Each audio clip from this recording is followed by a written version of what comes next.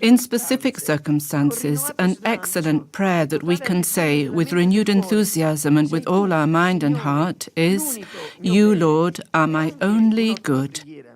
In fact, we all realize that quite often, while we are working, writing, speaking, or resting, or doing something else, that some slight attachment can creep into our hearts, attachment to ourselves, to things, to people.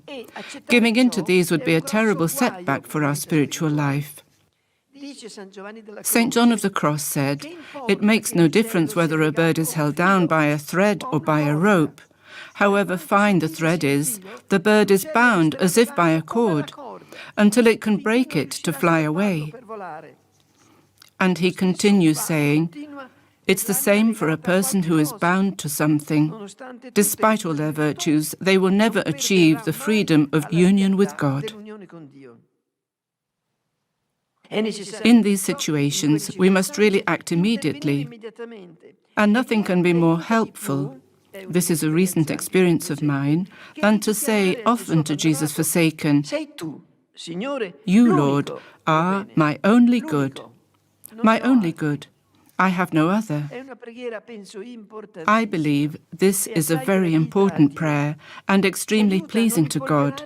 It prevents us from being covered with the dust of earthly things. In living this, we are amazed. I'm always struck by this and always have been, by how that phrase, "Only you, Lord, are my only good," gives a solemn change of direction to our spiritual life. It immediately puts us straight, as if it were the trustworthy needle in the compass of our journey towards God. Moreover, this way of acting is very much in line with our spirituality, in which the positive aspect prevails. By living what is good, whatever is wrong disappears. We are not so much called to detach ourselves from something, from ourselves or things or people, but to fill ourselves with something, with love for Him who is everything for us. Instead of saying no, we prefer to say yes. This prayer, "You, Lord, are my only good," is a wonderful way to live as true Christians who love God with all their heart and soul and not half-heartedly. It's also a sublime way to prepare ourselves for all the times we meet Him in His daily inspirations. It will also prepare us for our solemn meeting with Him at the dawn of that eternal day when the only thing that matters will be our love for God and for Him, our love for every neighbour.